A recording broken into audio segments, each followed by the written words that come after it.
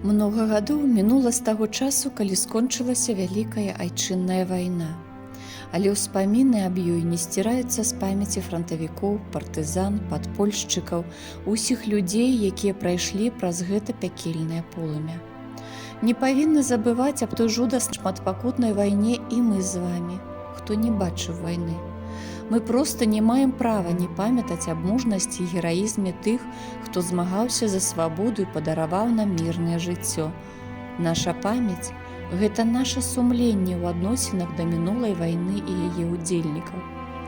Сярод тых, на чыю долю выпалі цяжкія ваенныя выпрабаванні, ёсць асаблівая катэгорыя – гэта дзеці і падлеткі.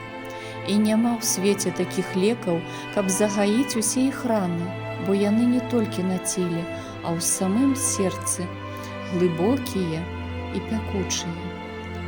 Не забываюць вайну тыя, чыё дзяцінства прыпала на гэтыя трагічныя адначасова гераічныя гады. Вельмі часта вайна ўстае перад іх вачамі, нагадвае колькі намаганняў, неймаверных высілкаў, людскіх жыццяў каштавала народу перамогу. Нашы сучаснікі, хто валодае пяром, звяртаюцца да ваеннай тэмы ў вершах, апавяданнях і аповесцях, публіцыстычных творах. Мінскае выдавецтва «Чатыры чвэрці» ажыццяўляе праект «Дзеці вайны».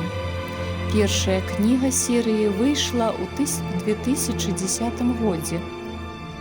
Зараз іх ужо больш за 30 асобных зборнікаў. Аўтары кніг расказваюць пра сваё дзяцінства альбо пра лёс бацькоў ці іншых людзей, якія мужалі ў час ваеннага ліхалецця. Сёння мы прапануем вашай увазе кнігу з серыі «Дзеці вайны». Зборнік вершаў Міколы Маляўкі «Беражыце шыпшыну».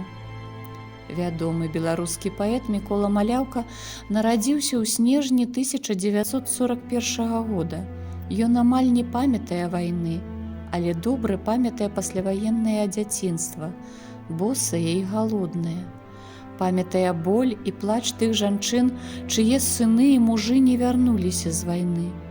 Добра памятае, як гінулі яго равеснікі і дарослыя ад міны снарадаў ваенных часоў.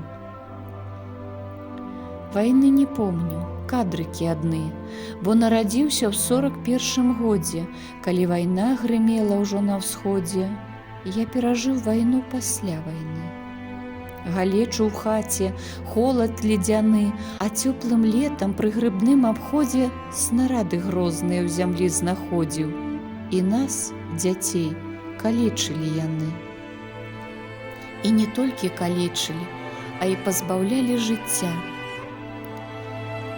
Я па ягады, мама, і завеснічкі выбег. Страшнаю тэлеграмай днём дакаціўся выбух. Белы тварык у сына, маці ўкленчыла збоку і цалуе пальчыкі. Сінія ад чарнічнага соку. Плача сонца ў блакіце, плача пушча старая. Хто забойца, скажыце, хто яго пакарае? Дзе, на якім ён свеце? Скошаны куляю пільнай, ці на пенсіі недзе смокча з унукамі піва.